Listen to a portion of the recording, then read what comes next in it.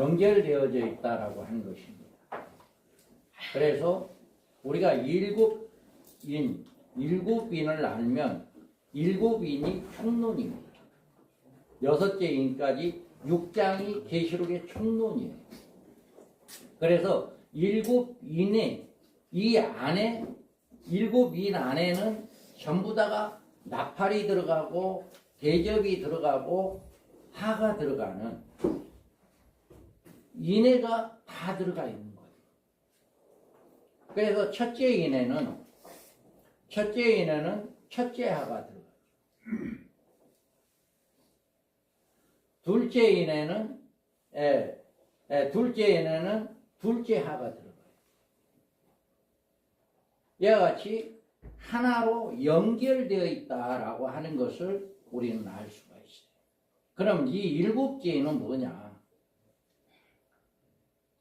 여섯째 인을 떼실 때 여섯째 인을 내가 보니 여섯째 인을 떼실 때 큰 지진이 나며 해가 검은 털로 짠 상복같이 검어지고 다른 온통 피같이 되며 아멘. 이 여섯째 인은 일곱 대접을 가리키고 일곱째 대접은 일곱 대접 심판인 셋째 하 중에 맨 나중에 마지막으로 내리는 일곱 번째 대접의 심판을 의미합니다.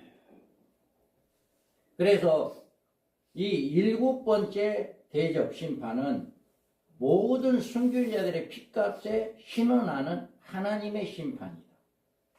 아까 다섯째 인을 뗄 때 이야기를 했잖아요. 우리의 핏값을 언제 갚으려 할 때 셋째 대접으로 심판이 이루어진 것이 바로 그들의 응답이다. 그리고 여섯 번째 대접 심판은 주님의 재림의 사건입니다.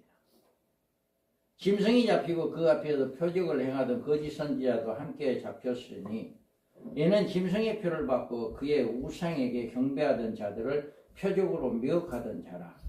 이들이 산채로 유황 불붙는 못에 던져지고. 아멘. 주님이 재림하셔서 아마겟돈 전쟁에서 짐승과 그의 군대들을 섬멸하신 후에 공중으로 휴거된 지상의 모든 성도들과 함께 공중에서 모임을 가질 때 이 지상에 내려지는 불의 심판이 일곱째 대접 심판입니다. 그러니까 이미 성도들은 다 공중에 올라가고 이 땅에 남은 사람들은 예수를 안 믿는 사람, 또 예수를 믿었지만 기름 준비하지 못한 미련한 다섯 처녀들, 신랑을 예배하지 못한 자들, 그들이 남아있는 거죠. 그래서 그들을 하나님은 심판하신다. 7년 한란 기간에 여섯째 대접 심판이 그리스도의 재림과 아마겟돈 전쟁이 끝나는데 이 전쟁에서 바다에 나온 짐승인 적그리스도와 땅에서 올라온 짐승인 거짓 선지자가 사로잡혀 산채로 유황 불붙는 못에 던져지는 것으로 끝나게 됩니다. 그리고 일곱째 대접은 이후에 내리는 심판으로 지구와 함께 온 인류가 파멸케 하는 하나님의 심판이다. 일곱째 천사가 그 대접을 공중에 쏟으며 큰 음성이 성전에서 보좌로부터 나서 이르되 되었다 하시니 번개와 음성들과 우레소리가 있고 또 큰 지진이 있어 얼마나 큰지 사람이 땅에 있어 온 이래로 이같이 큰 지진이 없었다. 아멘. 이와 같이 일곱째 대접 심판이 오게 되면 인류 종말이 오게 된다 라고 합니다. 인류 마지막 심판을 하시는 이유가 있어요. 두 증인들의 1260일간 예언 사역을 마치고 무적경에서 올라오는 짐승과 더불어 싸우는 전쟁에서 죽임을 당함으로 순교자의 수요가 채워졌습니다. 내가 들으니 물을 차지한 천사들이 이르되 전에도 계셨고 지금도 계신 거룩하신 이여 이렇게 심판하시니 의로우시도다. 그들이 성도들과 선지자들의 피를 흘렸으므로 그들의 피를 마시게 하는 거 합당하다. 이와 같이 아멘. 순교자의 수가 채워졌기 때문에 이렇게 심판이 이루어진다. 그 다음에 어린 양의 신부에게 모두 준비가 되었어요. 이 신부는 세 가지로 나눕니다. 어린 양의 신부는 첫 번째로 후 3년만 직전에 하나님이 예비하신 보호처로 들어간 성도들. 이들은 계시록 12장 6절에 보면 그 여자가 강야로 도망하며 거기서 1260일 동안 그를 양육하기 위해서 하나님께 예비한 곳이 있더라. 12장 6절에 하나님이 예비한 곳이 있대. 1260일 동안만 그곳에 있는 거예요. 그리고 14절에서는 여자가 독수리 날개를, 큰 독수리의 두 날개를 받아 강야 자기 곳으로 날아가 거기서 그 뱀의 낯을 피하여 한때와 두때 반때를 양육받으며 한때 두때 반때는 똑같이 1260일 3년 반입니다. 그런데 12장 6절에서는 하나님이 예비한 곳이 있어서 거기서 1260일 동안 하나님의 보호를 받게 된다라고 하는 것을 이야기했고 14절에서는 큰 독수리 날개를 업어서 날개를 받아 강야 자기 곳으로 옮겨졌다라고 하는 하나님의 백성들을 옮기는 방법을 이야기해 준 거예요. 우리가 뭐 비행기를 타고 간다, 뭐 기차를 타고 간다 이런 것이 아니라 순식간에 하나님의 옮겨지는 하나님의 역사된 독수리 날개를 업어서 옮기신다. 그곳으로 옮기신다. 이들이 두 증인의 1260일간 예치는 예언 소리를 듣고 신부의 옷을 준비한 성도들이고 이들은 슬기로운 처녀들로 흰옷을 입은 무리들이다.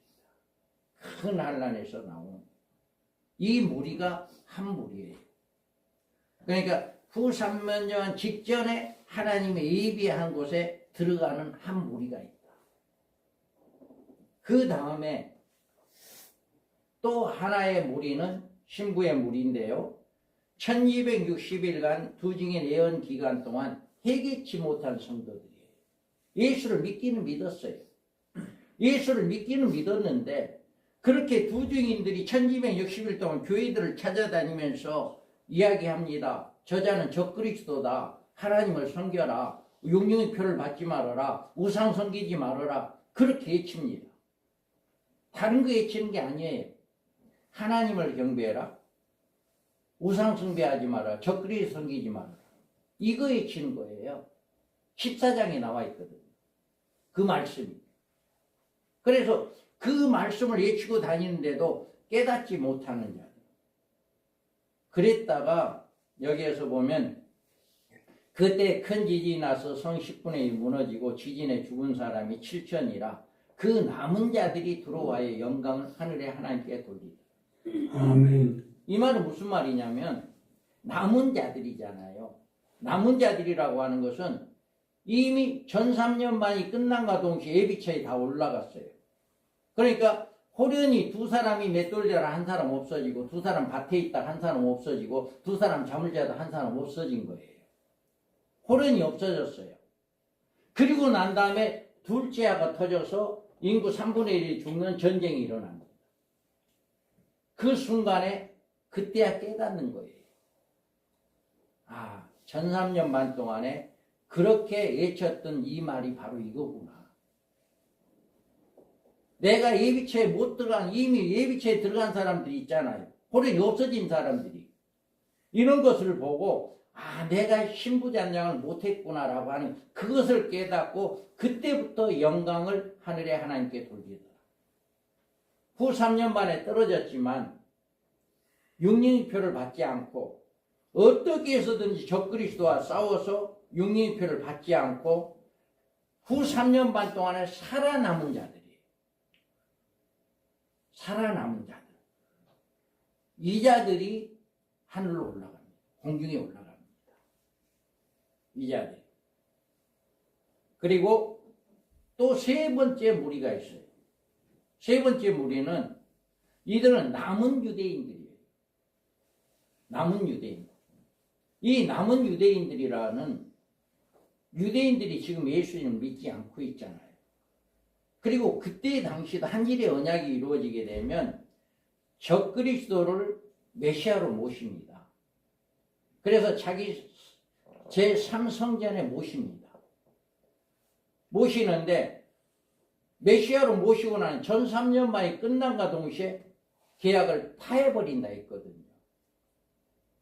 전 3년 반 동안에는 제사를 지내게 하고 하나님을 잘 섬기게 하는 이런 일을 하는데 전 3년 만에 끝난과 동시에 그걸 폐지해버립니다. 그때야 유대인들이 깨닫는 거예요. 아, 우리가 모셨던 이자가 메시아가 아니구나라고 하는 것을 깨닫게 되는 거죠. 그래서 그때부터 이자를 대적합니다. 이 적그리스도를 대적해서 육륜표를 받지 아니하는 그 자들이 남은 자들, 여기에서 남은 유대인들입니다. 이들이 공중에 올라가는 거예요. 그러니까 이미 예비처에 들어가서 1260일 동안만 거기에 있잖아요. 1260이 끝나면 어디 가요? 공중에 올라가죠. 그리고 후 3년 만에 떨어진 자들도 육륜표를 받지 않은 끝까지 적그리스도와 대적한 자들이 남은 자들이 공중에 올라가고 유대인의 남은 자들이 공중에 올라가서 거기서 주님을 맞이하는, 그래서 공중에서 천년왕국에 들어가는 그 무리가 될 수 있다. 이렇게 되어진다라고 하는 것을 이야기합니다. 또 이사야가 이스라엘 가나에 이르시되 이스라엘 자손들의 수가 비록 바다의 모래 같을지라도 남은 자만이 구원을 받으리라. 아멘. 이와 같이 이스라엘의 유대인들이 많다 할지라도 남은 자만 구원을 받는다 라고 이야기합니다. 우리가 이 모든 지상이 함께 공중으로 이끌러 올라오심을 받는 장소는 이제 휴거된 장소에서 그곳에서 주님을 영접하게 되고, 하나님께서는 이들을 하늘로 끌어올리시는 목적은 여섯째 인을 떼실 때 내리신 일곱째 대접 심판에 이들의 건져내기 위해서 공중에 올라갑니다. 그때는요, 후 3년 반 동안에는 이 땅에 내리는 대환란이 있지만 예비처에 들어가 있는 사람들은 안전하게 보호를 받고 있기 때문에 전혀 해를 받지 않습니다. 그런데 대접 심판에서는 이 땅 지구가 완전히 멸망시키긴 그런 심판이기 때문에 이 땅에 존재하면 살아남을 수가 없어요. 그래서 하나님께서는 공중으로 올리는 거죠. 안전하게 보호를 하기 위해서. 그래서 인류의 마지막 심판이 있게 됩니다. 내가 보니 여섯째 인을 떼실 때 큰 지진이 나며 해가 검은 털로 짠 상복같이 검어지고 다른 온통 피같이 되며. 아멘. 이 심판으로 지상에 살아남아 있던 모든 인류들이 최종적인 하나님의 심판을 받게 됩니다.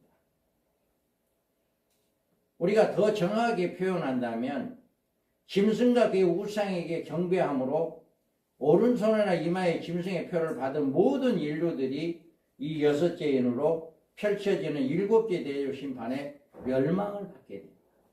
표를 받는 자들은 대접 심판으로 멸망을 받게 된다. 그래 사망으로 이끄는 자다라고 했잖아요. 장하선생님 말입니다. 이후에 공중휘거로 하늘로 올라오심을 받은 하나님의 백성들은 새로운 나라 그리스도와 그의 나라가 이 땅에 전개되어집니다. 천년왕국이라고 하는 새로운 나라가 전개돼서 그곳에서 살게 되어진다라고 하는 것을 이야기하고 있습니다. 첫째, 큰 지진이 난다고 했습니다. 이 큰 지진은 여섯째 인을 떼실 때 큰 지진이 나고 해가 검은 털로 짠 상복같이 검어진다 했어요. 그리고 이 지진으로 오는 이 지구의 형태에 대해서 몇 가지의 표현으로 이렇게 말씀해 주고 있어요. 16장 19절에 20절에 보면 큰 성이 세 갈래로 갈라지고 만국의 성들도 무너지니 큰 성 바벨론이 하나님 앞에 기어가신 바 되어 그의 맹렬한 진노의 포도주잔을 받음에 각 섬도 없어지고 산악도 간데 없다. 세 갈래로 갈라지는 이런 역사가 일어나게 된다. 이것이 지구가 이 같은 지진으로 이 엄청난 일이 일어난다라고 하는 거예요. 그래서 베드로는 이렇게 이야기합니다. 베드로후서 3장 10절에 그러나 주의 날이 도둑같이 오리니 그 날에는 하늘에 큰 소리가 떠나가고 체질이 뜨거운 불에 풀어지고 땅과 그 중에 있는 모든 일이 및 드러나리로다. 이렇게 마지막 때는 불로 심판한다라고 하는 것을 말씀을 하고 있습니다.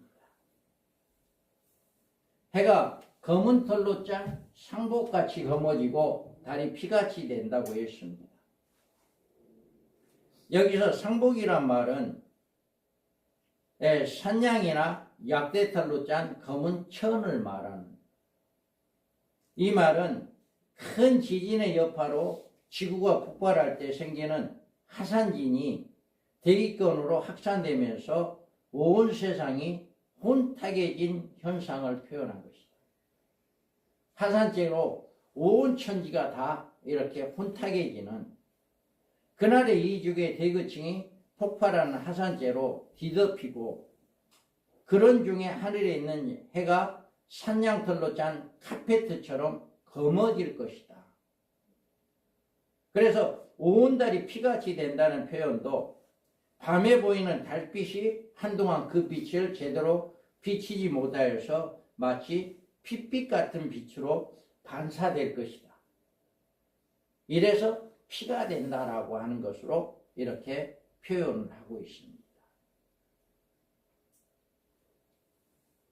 우리가 또 4절에 보면 이제 하늘의 별들이 무화과 나무가 태풍에 흔들려 성과 가실이 떨어진 것 같이 땅에 떨어진다. 이렇게 이야기했어요. 여기 하늘의 별이 땅에서 떨어진다고 하는 말은 그처럼 보였다는 표현입니다. 여러분, 하늘에 별이 떨어지면 이 지구가 존재할 수가 없죠. 그런데 떨어졌다라고 하는 것은 그렇게 보였다라고 하는 거예요. 이 상황은 실제적인 사건으로 볼 수 없는 것은 하늘의 별들은 그 크기가 있어 지구에 비교할 바가 되지 않을 정도로 엄청나게 큽니다. 그런 별들이 일시에 지구에 떨어져 충돌하는 일은 있을 수 없는 일이기 때문에 그렇게 된다면 이 지구는 완전히 흔적도 없이 사라지게 될 것이다.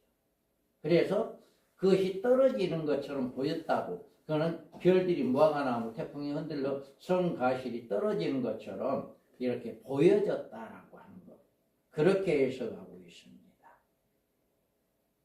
왜냐하면 그 후에 그 자리에 새하늘과 새 땅이 재창조되어 천년왕국 그리스도 나라와 이루어지기 때문에 하늘에서 별이 떨어져 완전히 없어져 버리면 새하늘과 새 땅을 만들 수가 없죠. 그렇기 때문에 이 같은 현상은 지구가 그 자체의 폭발로 지축이 흔들리고 산악이 사라지고 세계 모든 도성이 다 땅속으로 파묻힐 때 지상에 거하는 사람들의 눈에는 그토록 보이는 현상이 나오게 된다.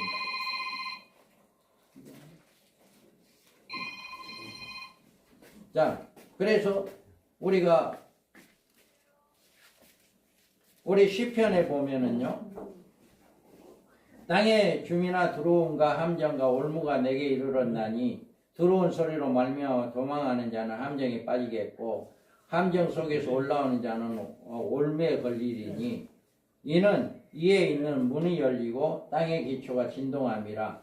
땅에 깨지고 깨지며 땅이 갈라지고 갈라지며 땅이 흔들리고 흔들리며 땅에 취한 자같이 비틀비틀하며 어두막같이 흔들리며 그 위에 제약이 중함으로 떨어지고 다시 알지 못하더라.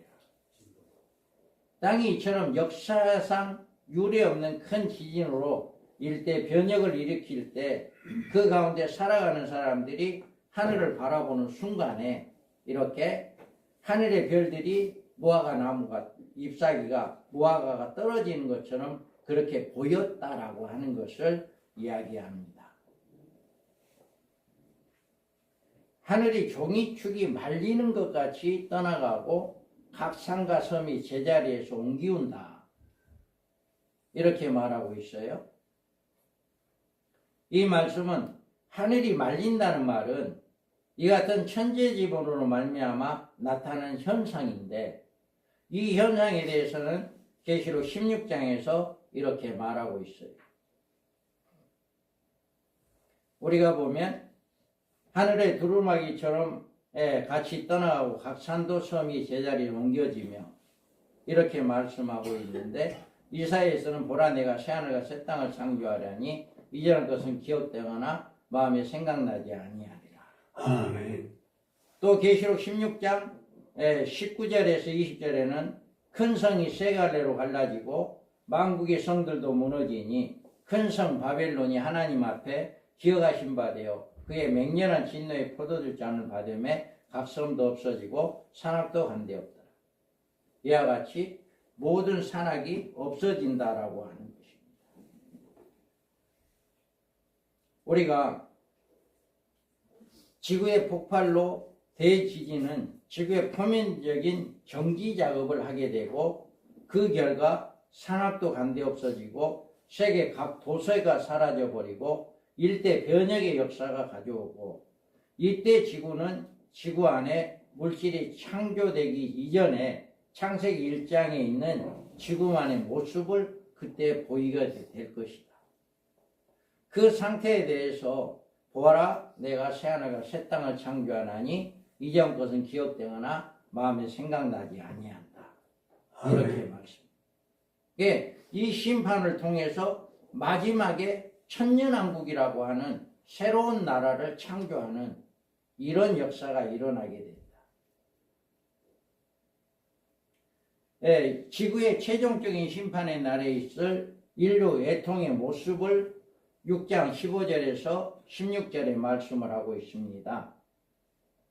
땅의 임금들과 왕족들과 장군들과 부자들과 강한 자들과 모든 종과 자유인이 굴과 산들의 바위 틈에 숨어 산들과 바위에서 말하되 우리에 떨어져 보좌에 앉으신 이의 얼굴에서와 그의 어린 양의 진노에서 우리를 가리라. 아멘.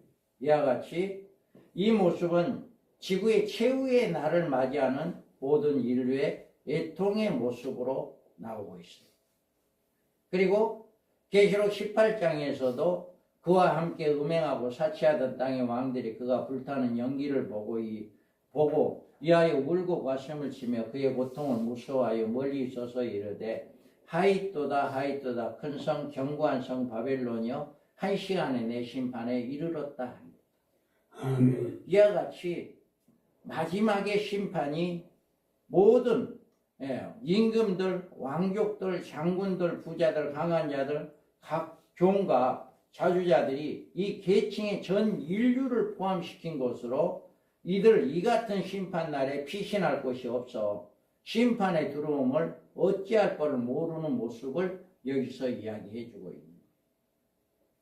그리스도의 거역하고 짐승의 표를 받음으로 하나님의 신노를 받아들이는 인류는 이 날의 대지진의 폭발로 인하여서 이 지구 안에 피할 곳을 찾지 못하여서 이렇게 고통스러워 울부짖는 이런 모습을 6제인에서 보여주고 있습니다. 6장에서. 이 세상 인류 최후의 심판은 머지않아 반드시 옵니다. 이 날에는 주의 재림을 준비하지 못한 모든 인류는 그들이 하나님의 사랑을 거역하는 응분의 보응을 받게 됩니다. 반드시 그런 보응을 받게 됩니다. 이 날이 과연 어느 곳에서 어떤 모습으로 우리가 만날지 몰라요. 그러지만 이런 것들을 성도들에게 잘 가르쳐주고 주변의 사람들에게 잘 가르쳐줘서 앞으로 이런 일이 일어나게 될 것이다. 경각심을 심어주고 믿음을 지킬 수 있도록 성도들을 양육하는 그것이 바로 우리가 할 일이다 라고 하는 것입니다. 자, 여기에서 지구에 보면 지금 우리가 살고 있는 지구의 표면이 절단하면 이런 모습이랍니다. 이건 과학자들이 증명한 거죠. 내액이 있어요. 내액이 있고 멘틀이 있고 지각이라고 하는 게 있어요. 지금 우리가 살고 있는 것이 지각이에요. 달걀 같으면 껍질 있고 신자 있고 노른자 있고 노른자에 또 이제 조그마한 그 점이 또 하나 있잖아요. 예, 이런 식으로 지각이 5kg에서 10kg 정도 이렇게 된다고 그래요. 그리고 지표에서 내일까지는 6,370kg가 된다. 그리고 지구 내부에 98.4%가 이렇게 안전히 이렇게 뜨거운 6,000도 내에서 온도는 6,000도가 넘는다고 그래요. 그래서 우리가 불덩어리 위에서 살고 있는 거예요. 불덩어리 위에서.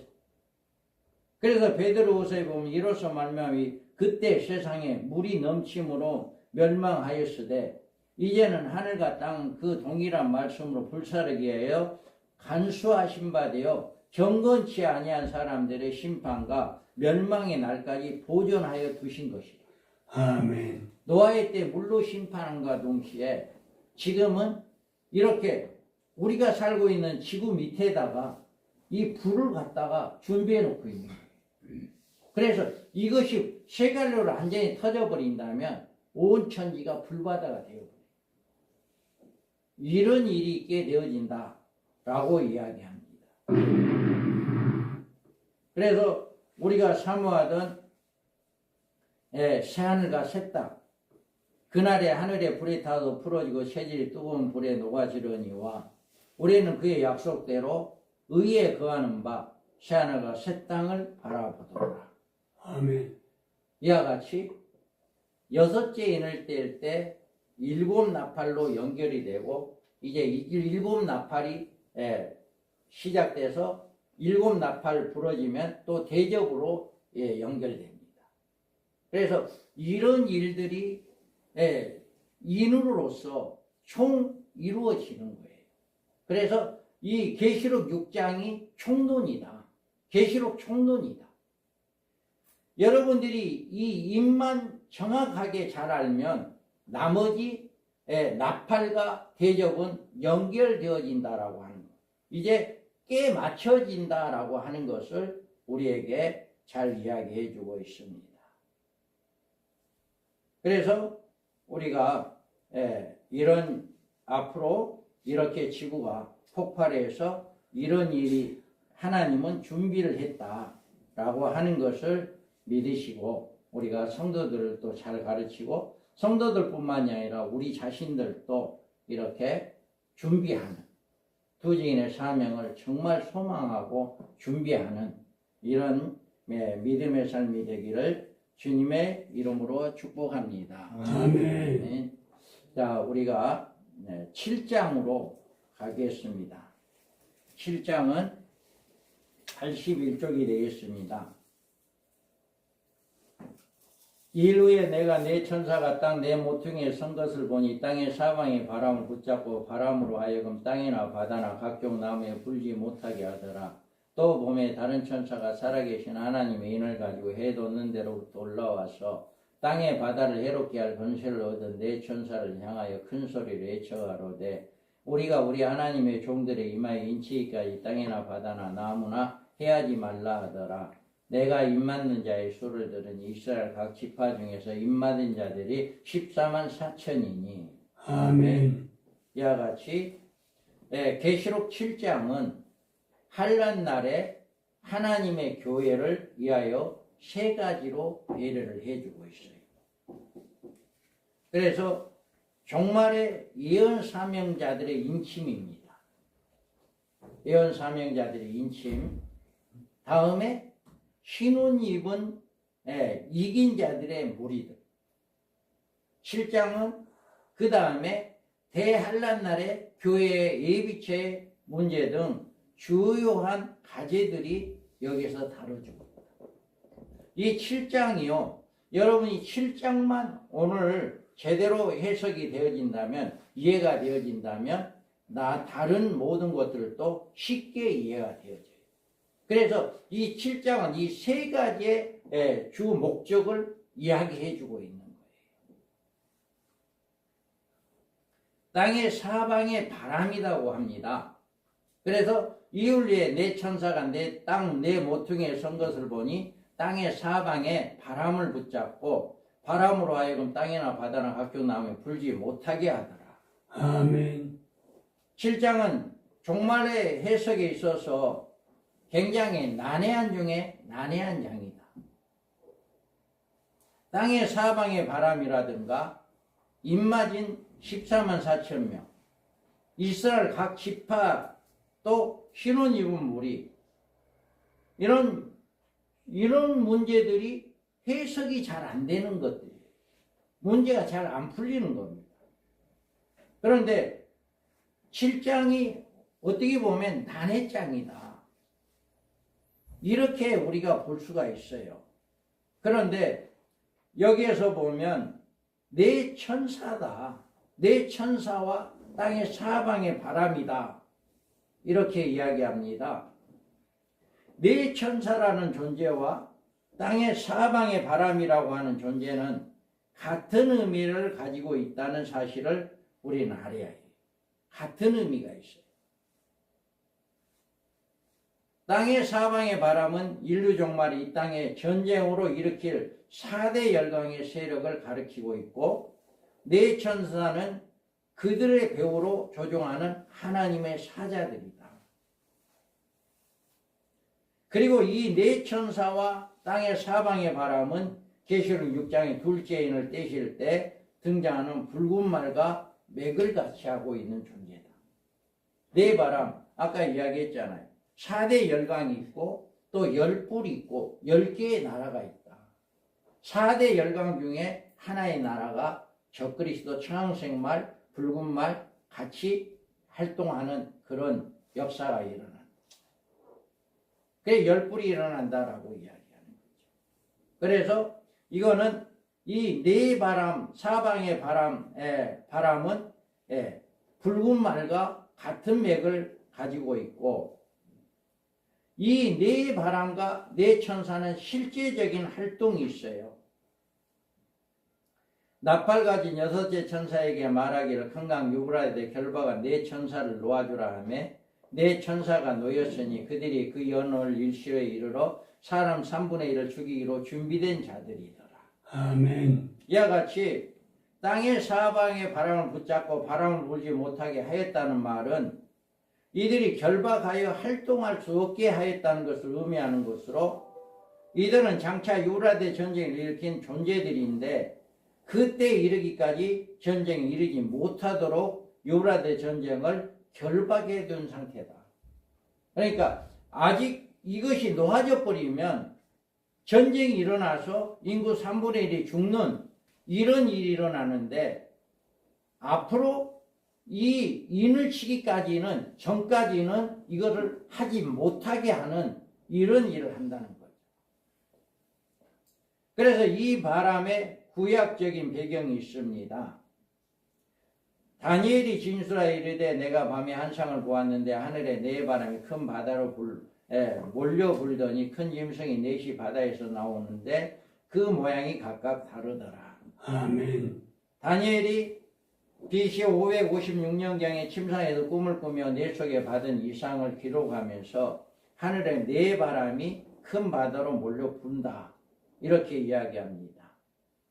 그런데 다니엘서 7장에서 또 내가 밤 한상 가운데 그 다음에 본 넷째 짐승 무섭고 놀라우며 또 매우 강하여 또 쇠사슬이 된 큰 이가 있어 먹고 부서뜨리고 그 나머지를 발로 밟았으며 이 짐승은 전에 모든 짐승과 다르고 또 10뿔이 있더라.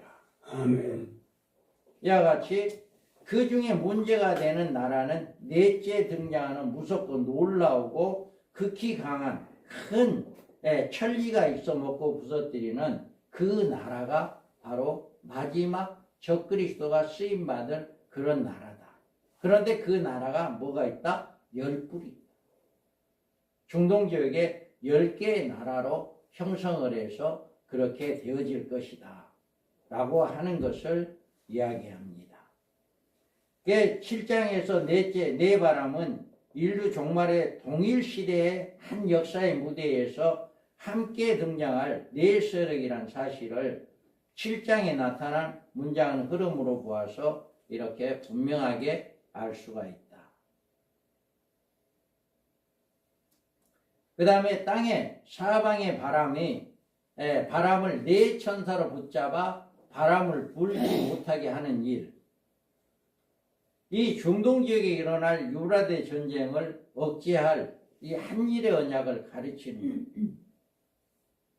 세계대전이 끝난 이후에 다시 말하면 1948년 이스라엘 독립선언한 이후에 중동 지역에서는 계속해서 전쟁이 일어나고 있어요. 지금도 전쟁을 하고 있잖아요. 그런데 이 전쟁이 계속 가다 보면 마지막 긴박한 상태가 이루게 될 것입니다. 그게 뭐냐면은 지금 전쟁이 일어나서 좀 불리하다 싶으면 뭘 쓴다고 이야기를 해요? 핵을 쓴다고 이야기하잖아요. 핵을. 그래서 중동 지역의 이스라엘 전쟁에서 불리하다고 싶으면 그때는 핵을 쓴단 말이 나오거든요. 진짜로. 러시아가 우크라이나에 나오고 전쟁할 때 아직까지 핵 쓴다는 이야기는 안 하잖아요. 그런데 전쟁이 마지막 최악에 달했을 때는 거기까지 오게 됩니다. 그리고 러시아가 이스라엘을 공격하는 거기가 돼야 해요. 지금 러시아가 예루살렘을 공격하게 하는, 합류하는 그런 일이 있게 되어지고, 그렇게 되면 그때는 핵을 쓰겠다라고 하는 그런 말들이 나오게 될 겁니다. 그때 누군가가 한일의 언약을 맺어요. 그때. 이렇게 급박한 이런 상황에서 적그리스도에 의해 주도된 한일의 언약의 시기가 이르면 이 지역에서는 전쟁을 방지하기 위한 명문화된 한일의 언약이 없게 돼요. 그리고 이 조약이 3년 반 만에 파기될 때 성경에서 예언된 유브라데 전쟁이 발발하게 됩니다. 그게 성경에 있어요.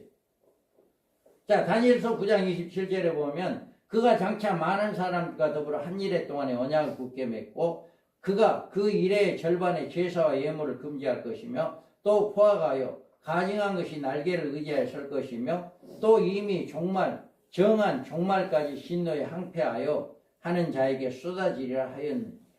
아멘.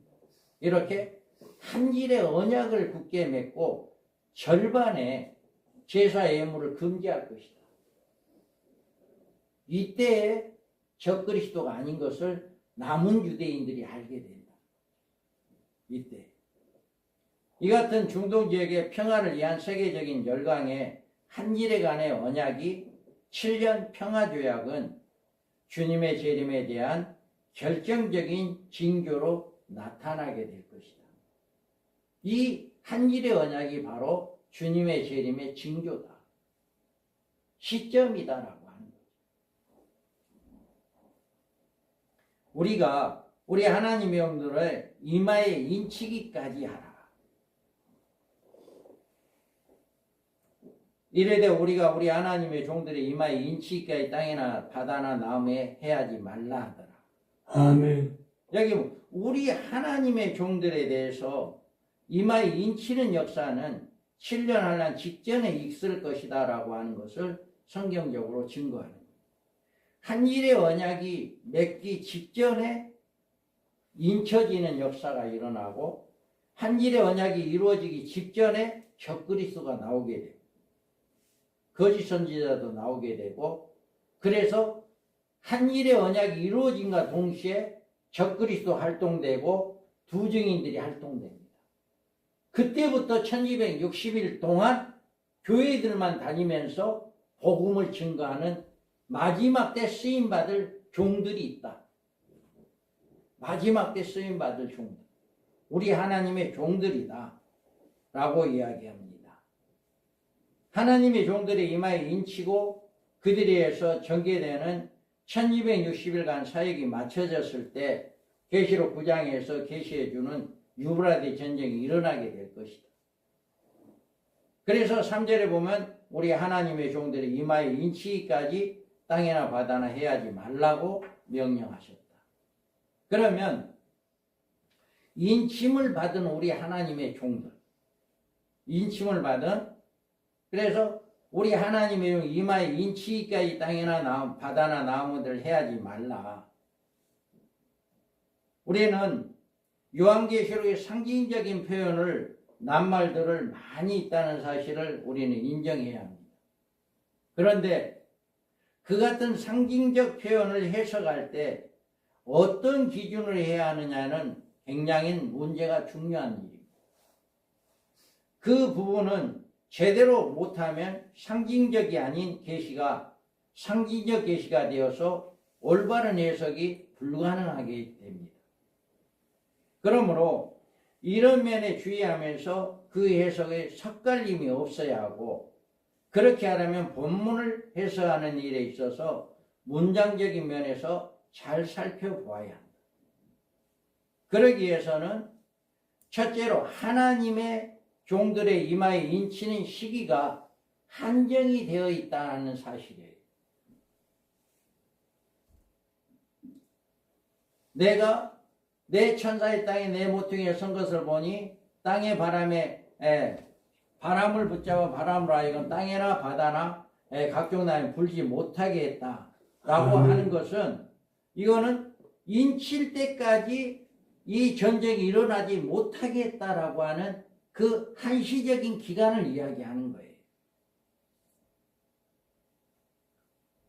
그래서 내 천사가 땅의 바람에 불지 못하게 하는 이런 역사는 인치는 시기가 인류 종말에 있다는 사실을 유브라데 결박한 네 천사를 놓아줄 때 유브라데 전쟁이 일어나는 것을 알 수 있잖아요. 그러니까 이 인치는 시기가 언제냐? 인류 종말에 인쳐진다는 얘기예요. 하나님의 종들에게 인쳐지는 이 시기는 인류 종말에 가서 인쳐지게 된다. 이 시기를 알 수가 있게 되는 거죠. 그리고 이마에 하나님 인침을 받는 대상자가 있어요. 대상자가 이르되 우리가 우리 하나님의 종들이 이마에 인치까지 땅이나 바다나 해하지 말라 하더라. 내가 인침을 받은 자의 수를 들으니 이스라엘 자손의 각 지파 중에서 인침을 받은 자들이 14만 4천. 아멘. 아무나 인쳐주는 게 아니라 대상이 14만 4천이다라고 하는 대상이 정해져 있다는 거죠. 우리가 우리 하나님의 종들의 이마에 인치기까지 이와 같이 이스라엘 각 지파 중에서 입맞은 자들이 이렇게 14만 4천이다. 우리는 이 계시에서 이스라엘 각 지파와 입맞은 자들이 하나가 아니라 둘로 구분되어 있다. 그러니까 이스라엘 각 지파와 입맞은 자들, 각 지파와 입맞은 자들은 구분되어 있다. 각 지파 중에서 나온 거다. 각 지파에 소속되어 있지만 그 중에서 인침을 받은 자들이 구분되었다라고 하는 거죠. 그 중에 뽑힘을 입맞은 자들의 그 수요가 각 지파별로 12,000씩 해가지고 14만 4천이다. 이들의 신분에 대해서는 우리 하나님의 종들이다. 이렇게 이야기를 했잖아요. 그래서 하나님의 종들은 이스라엘 각 지파 중에 속한 사람들임이 틀림없지만 그 중에 뽑아낸 사람들로 이들은 이스라엘 각 지파와는 별개의 한 무리를 이루고 있다는 사실을 우리는 알아야 한다. 그러니까 각 지파 중에서 뽑힘을 받은 14만 4천 무리가 별도로 있다라고 하는 거죠. 그리고 이들의 이마에 칠 인에 대해서는 하나님의 인이다. 이 하나님의 인은 구원의 인이 아니에요. 이 인을 인침을 받은 대상자는 구원받아야 할 구원의 대상자가 아니다. 그들은 인침을 받기 이전에 이미 우리 하나님의 종이라고 하는 영적 신분을 가지고 있었다. 이미 그들은 하나님의 종으로서 구원의 인을 받은 사람들을 이야기하는 거잖아요. 그러므로 이들의 인침받은 하나님의 인은 구원의 인을 의미하는 것이 아니고 성령의 권능을 의미하는 것이다. 이들의 이 같은 권능의 인침을 받음으로 1260일간 예언기간에 불사신의 몸으로 11장의 두 증인의 사역을 감당합니다. 여기 보면 그들이 이 땅에 주 앞에 서 있는 감람나무와 두 촛대니 만일 누구든지 그들을 해하고자 하면 그들의 입에서 불이 나와서 그들의 원수를 삼켜버릴 것이고 누구든지 그들을 해하고자 하면 반드시 그와 같이 죽임을 당하리라. 그들이 권능을 가지고 하늘을 닫아 그 예언하는 날 동안 비가 오지 못하게 하고 또 권능을 가지고 물을 피로 변하게 하고 아무 때든지 원하는 대로 여러 가지 재앙을 땅에 치리로다. 아멘. 지금 우리 하나님의 종들 중에 이런 능력을 가진 사람들이 없잖아요. 그런데 이들이 마지막 종말에 하나님으로부터 인침을 받은 사람들은 동일하게 이런 능력을 행하는 거예요. 그러니까 이 14만 4천은 전 세계에 흩어져 있는 하나님의 종들입니다. 전 세계. 과연 우리나라의 14만 4천의 중에 얼마나 될지는 몰라요. 그러니까 이런 능력을 가지고 전 세계에 흩어져서 이 복음을 증거하니까 누가 감히 이 사람을 죽일 수 있겠어요? 아무도 못 죽이는 거예요. 여기에서 보면 누구든지 그들을 해하고자 하면 그들이 입에서 나오는 불에서 나와 그들의 원수를 삼켜버릴 것이다. 또 무서운 말이 뭐냐면요. 또 누구든지 그를 해하고자 하면 반드시 그와 같이 죽임을 당하리라. 하만과 모르드게의 사건을 알잖아요. 목에 달라 죽이려고 했더니 자기가 죽는다. 예를 들어 이 말은 내가 저 사람을 총으로 쏴 죽여버리겠다 하는 그런 계획을 가진다면 그 사람이 총에 맞은다는 얘기예요. 맞아 죽는다는 얘기예요. 누구든지 저 사람을 해하고자 하는 죽임을 그렇게 계획한다면 반드시 그렇게 당한다라고 이야기하고 있잖아요. 이런 능력을 인침을 통해서 주어버린다. 인침을 통해서. 그래서 두 증인의 신분에 대해서 이 땅에 주 앞에 선 두 감람나무와 두 촛대다고 여호수아 스룹바벨처럼 사명을 종말적인 사명을 감당하는 하나님의 종들임을 알 수가 있습니다. 그래서 임마진 사건에 연결된 말씀은 여기에 보면 6장에서 첫째인을 뗄 때 이기려고 하는 그 싸움에 등장하는 신말과 연결되어 있고요. 10장에서 요한에게 다시 예언하려야 하리라. 땅과 바다를 바꿔서 있는 손에서 책을 취하여 입에는 다나 배에는 쓰게 되더라. 책을 받아 먹어라. 그 사명을 받아야, 우리는 그 사명을 받아야 합니다. 책을 받아 먹는 사명을 먹어야 해요. 책을 받아 먹고 그 사명을 받을 때는 정말 그렇게 기쁘고 좋지만 배에는 쓰게 되더라고는 순교의 사명을 이야기하는 거예요. 그 10장에서 책을 받아 먹고 그래서 11장에서 두 증인의 자격을 가지고 1260일 동안 예언을 합니다. 그리고 1260일이 끝나면 순교하죠. 그리고 14장에서 하늘 시온산으로 올라가서 주님과 함께 새 노래를 부르는 그런 일을 하고 19장에 와서 이들은 하늘의 군대로 백마를 타고 아마겟돈으로 주님과 함께 내려오는 이런 역사가 일어나게 됩니다. 입맞은 자들이 7장에서 입맞은 14만 4천이 누구다라고 하는 것을 이렇게 정확하게 성경적으로 성경에서 성경으로 해석이 되어지고 있습니다.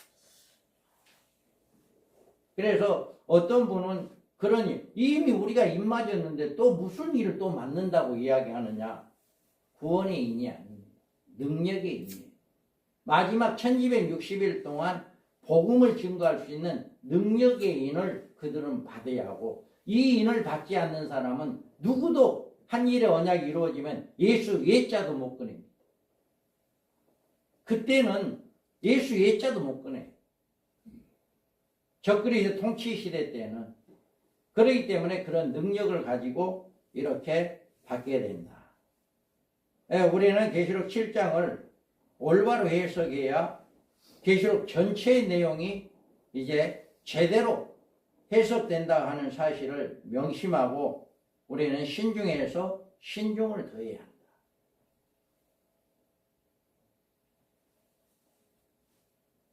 우리가 입맞은 우리 하나님의 종들, 7장에서 보여주는 중요한 의미가 있습니다. 그래서 조금 전에도 이야기했듯이 7장에서 7장 계시는 핵심은 이마에 입맞은 우리 하나님의 종들이 이들에 대해서 성경적인 해석이 필요하다. 입맞은 사람이 누구냐라고 하는 거죠. 그리고 이들은 이스라엘 각 지파 중 교회에서 선출되었는데 그들의 신분에 대해서는 우리 하나님의 종이다. 이렇게 말하고 있습니다. 그리고 이마에 입맞은 하나님의 인은 구원의 인이 아니라 성령의 권능의 인이다. 1260일 동안 복음을 증거할 수 있는 권능의 인이다. 이들의 종말의 전쟁은 사방의 바람을 붙잡는다. 이 전쟁이 일어나기 이전에 인침을 받게 된다. 그러니까 한일의 언약 직전에는 아마 이미 이제 하나님께서는 이렇게 준비하는 자들을 인쳐줄 때가 올 것이다. 이들은 사람 가운데 구속을 받아 처음 익은 열매로 순교자인 첫째 부활자들이다. 그래서 이들은 아까도 이야기했듯이 그 종들이다. 하나님의 종들, 그 종들. 지금 많은 목회자들이 있습니다. 하나님의 종들이 있습니다. 그들 중에 또 다른 종이 있다라고 하는 거예요. 그들 중에 마지막 때 쓰임받을 종들, 그 종들이 있다. 그 자가 흰말 탄 자고 작은 두루마리를 갖다 먹어버리는, 또 1260일 동안 예언사역을 하고 사명을 마치고 순교하고 주님과 함께 이제 백마를 타고 내려오고 천년왕국에서 악노릇하는, 또 영원한 새 예루살렘에 들어가는 이런 역사가 일어난다. 그러면 우리가 14만 4천 명에 대해서 세 가지 견해가 있어요. 이 세 가지 견해는 모든 믿는 성도들로 보는 견해. 이 14만 4천 명에 대해서 구원받은 총 수요다 라고 이렇게 주장합니다.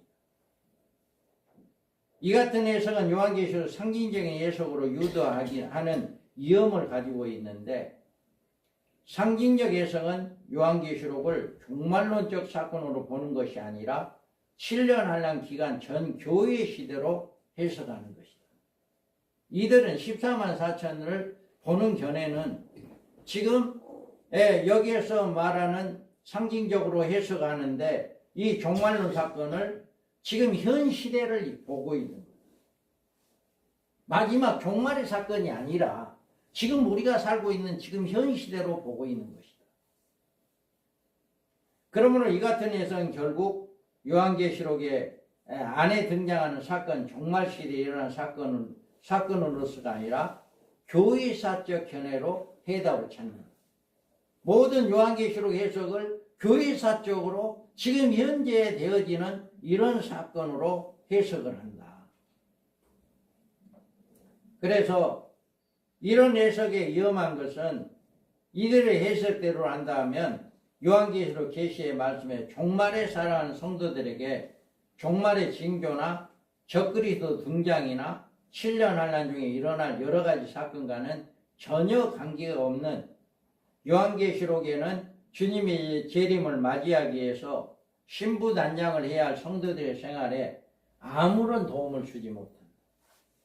모든 성도들이다. 14만 4천 명이 모든 믿는 성도들이라 라고 이야기한다면 그렇다는 것입니다. 그리고 이 같은 해석은요, 구약의 12지파, 신약의 12사도, 12 곱하기 12, 또 하나님의 안전한 수 1000, 이렇게 곱하니까 14만 4천이다. 그래서 모든 하나님의 믿는 백성들이다. 이런 결론을 14만 4천을 해석을 합니다. 그래서 구원받은 성도들의 총 수요로 이렇게 해석을 하는데요. 여기에서 이유가 있어요.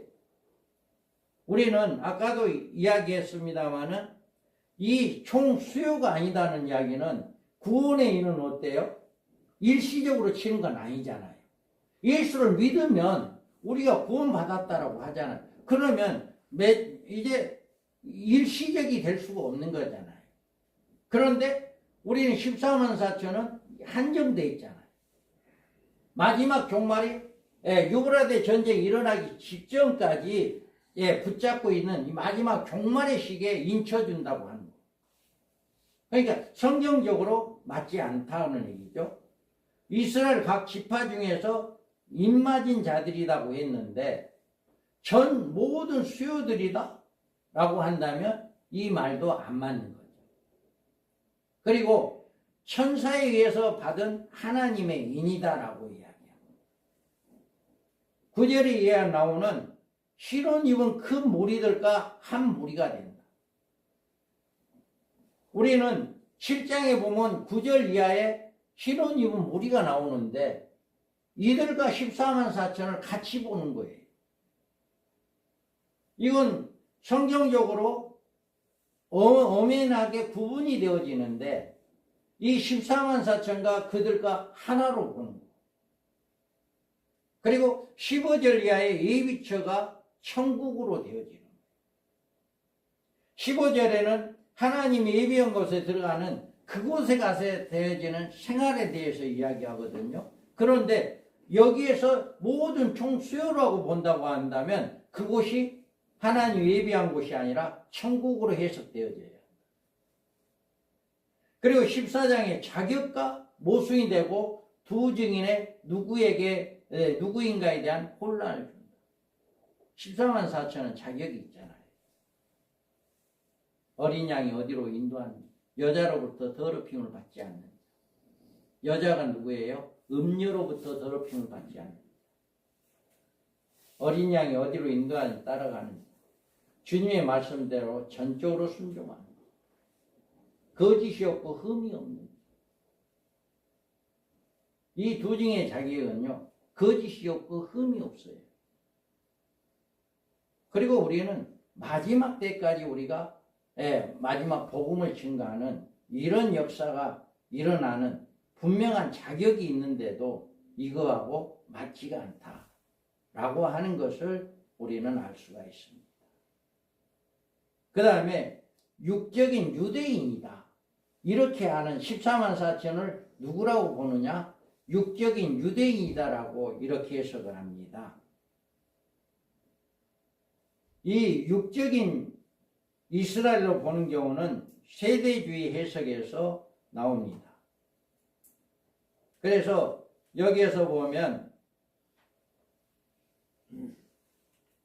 세대주의 종말론에서 이런 해석을 합니다. 그래서 세대주의 신학에서 주장하는 종말론은 이제 절대적이다. 14만 4천이 육적인 유대인이다. 이것을 절대적이다라고 이 세대주의에서는 이야기합니다. 왜 그러냐면 절대적이라고 하는 말은 이것이 깨져버리면 이 주의자들의 학론으로는 설 데가 없는 거예요. 그러니까 이거는 14만 4천은 육적인 이스라엘이라고 하는 것을 절대적으로 이렇게 주장한다. 성경 인류의 세대에 구분하는 것은 모든 성경 해석을 기본으로 삼는 것으로 이 세대의 신학에서 이런 나옵니다. 그래서 이런 방법으로 해석을 할 때 이들의 문제는 교회 시대와 천년왕국 시대 중간에 7년 환란이라고 하는 한 시대를 개혁시켜서 교회 시대와 대환란 시대로 구분을 한다. 이 세대주의자들은 이렇게 구분을 합니다. 이런 구분 때문에 세대주의 종말론에서 교회의 휴거에 있어서 교회 시대 끝인 7년 대환란 이전에 있을 것이다. 이렇게 주장해요. 이 세대주의자들은 환란 오기 전에 모두 다 구원받는다. 다 공중에 들림받는다. 그렇게 주장을 하고 있죠. 그래서 교회의 계시로운 교회를 위해서 교회 주신 종말 계시인데 유대인들에 의한 종말적인 계시가 이렇게 나온다라고 전체적인 성경의 이 세대주의자들은요, 성경의 4장 이후에 5장부터는 우리 예수 믿는 사람들을 위한 것이 아니라 유대인들을 위한 것이다. 그렇게 해석을 해요. 유대인들 이야기한 것이지 우리는 4장에서 요한에게 이리로 올라오라고 하는 그 말씀을 구원받은 총수요들이 올라가는 그 말씀으로 해석을 하고 있기 때문에 그 이후로는 우리는 상관없다. 세대주의자들은 그렇게도 해석을 합니다. 그러다 보니까 1992년 다미 선교에서 휴거설이 나왔죠. 이제 휴거된다라고 하는 이런 휴거설이 나서 하나의 웃음거리가 되고 말았죠. 이런 것들이 바로 세대주의 종말론에서 나온 것입니다. 그래서 이들의 세대주의자들은 이렇게 두 증인의 출처가 분명하지 않아요. 그리고 14장에 나온 그들의 자격도 맞지 않고 교회를 위한 계시인데 유대인으로 등장하는지에 설명이 안 돼요.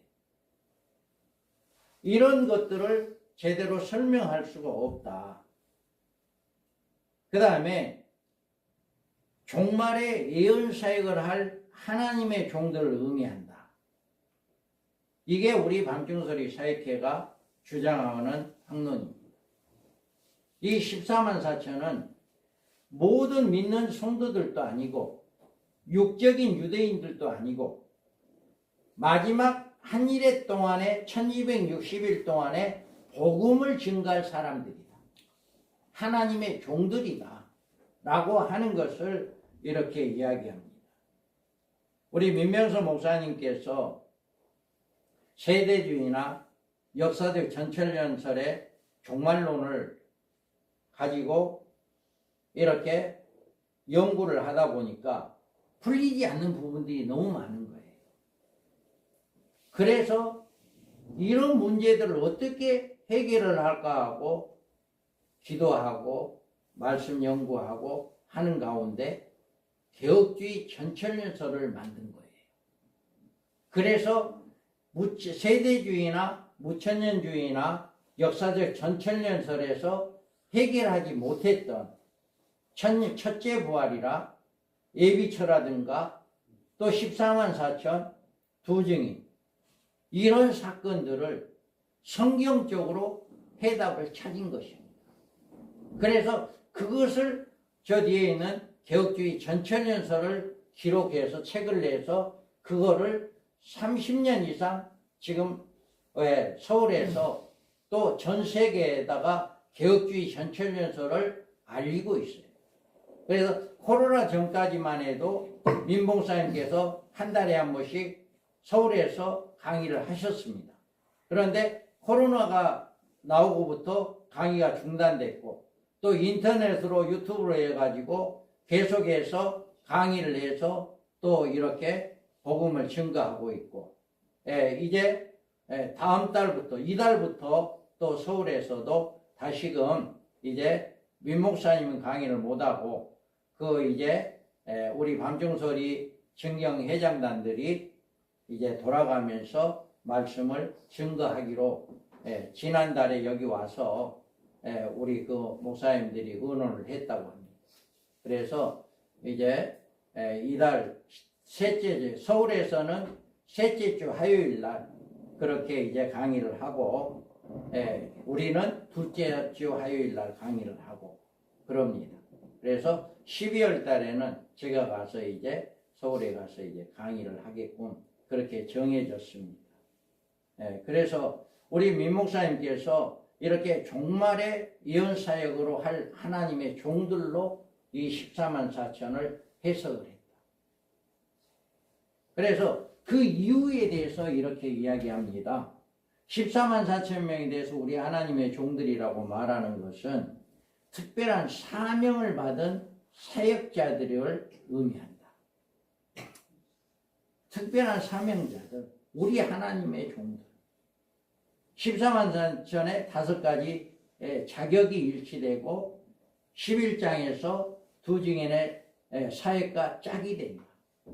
그래서 1260일 동안 복음을 증거하고 첫째 부활절로 나오는 순교 성도들의 근거가 되고 6장에 나오는 환난 중에 순교자의 수요의 차에 수요를 채워지는 성도로 이렇게 되어진다. 이렇게 이야기를 합니다. 그래서 이거에 성경적으로 조금도 이해가 되지 않고 이 말씀을 이렇게 보게 된다면 그대로 이해가 되어지는. 그래서 우리 이제 개혁주의 전철연설에서는 이와 같이 14만 4천 명에 대해서 마지막 때 쓰임받을 하나님의 종들이다 라고 이렇게 해석을 합니다. 그래서 우리는 여기에서 14장 4절에 보면 이 사람들은 여자와 더불어 더럽히지 아니하고 순결한 자라 어린 양이 어디로 인도하든지 따라가는 자며 사람 가운데 속량함을 받아 처음 익은 열매로 하나님과 어린 양에 속한 자들이니 그 입에는 거짓말이 없고 흠이 없는 자들이더라. 아멘. 이와 같이 여자와 더럽히지 않는다는 것은 음녀와 짝을 하지 않고 하나님의 말씀, 주님의 말씀에 절대적으로 순종하는 자고 그들이 속량함을 받았다는 여기 속량은 다시 살아남 부활을 의미합니다. 그래서 죽었다가 살아나는 부활하는 첫째 부활자가 되어지는 이들이고 또 이들의 뭐예요? 익은 열매로 하나님과 어린 양에 속한 자들이니 입에는 거짓말이 없고 흠이 없고 없는 자들이에요. 우리 종들이요. 이 말씀을 아는 사람들은 흐트러지지 않습니다. 어떻게 해서라도 이 말씀을 지키기 위해서 예를 씁니다. 이 말씀에 입에 대면 자격이 안 돼버리니까 우리는 마지막 쓰임받을 종들의 자격은 딱 여기밖에 없어요. 14장 4절.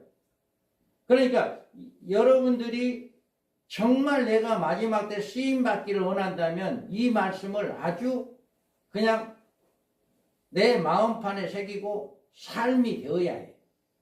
어떠한 경우라도 거짓말 안 돼요. 해서는 안 돼요. 흠이 잡혀서는 누구한테든지 흠이 있으면 안 돼요. 누구한테든지 그러니까 인간은 흠이 없는 사람 없잖아요. 그런데 노력하는 거예요. 회개하고 그런 것들이 발견될 때마다 회개하고 또 돌아서고 정말 여기에 부합될 하나님이 인정할 만한 그런 자격이 되어야 한다라고 하는 것을 이야기합니다. 그래서 우리는 여기에서 보면 이면적 유대인은 유대인이라고 이렇게 이야기합니다. 유대인들이 로마서 2장 28절에 보면 무릇 표면적 유대인이 아니요 표면적 육신의 할례가 아니라 오직 이면적 유대인이 유대인이며 할례는 마음에 할지니 영에 있고 율법 조문에 있지 아니한 것이라 그 칭찬이 사람들에게 아니요 다만 하나님에게니라.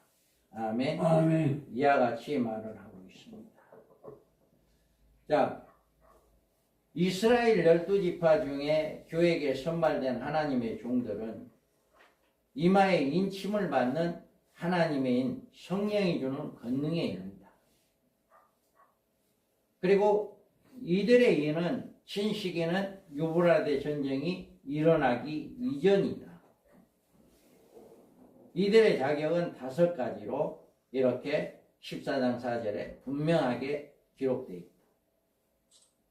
그리고 속량함을 받은 자, 처음 익은 열매다.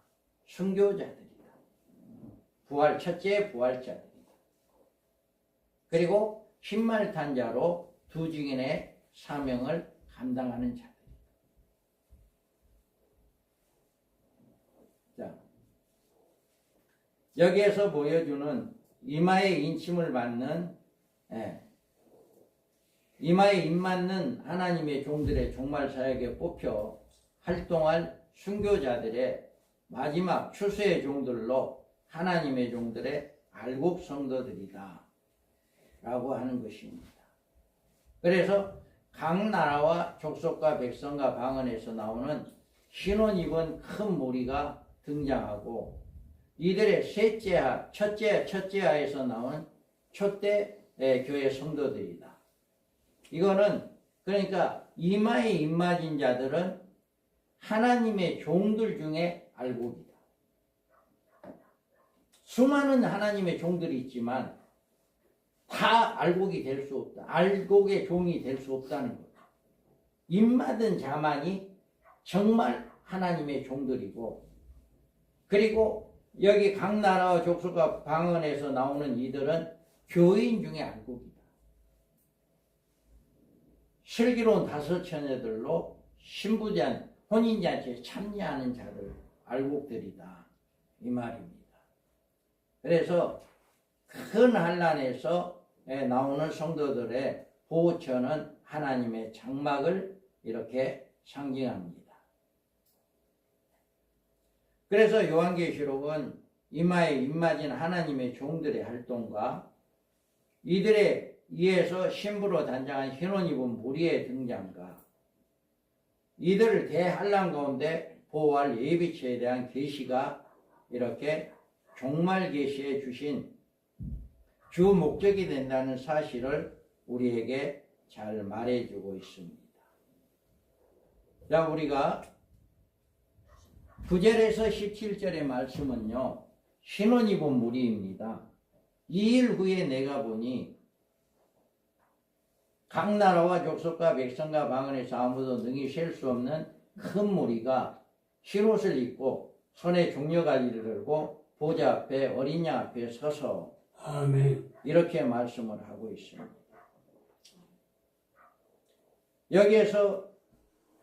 여기에서 말씀하고 있는 것은 2일 후에다라고 하는 거예요. 그래서 14만 4천 명에 뽑고 난 다음에,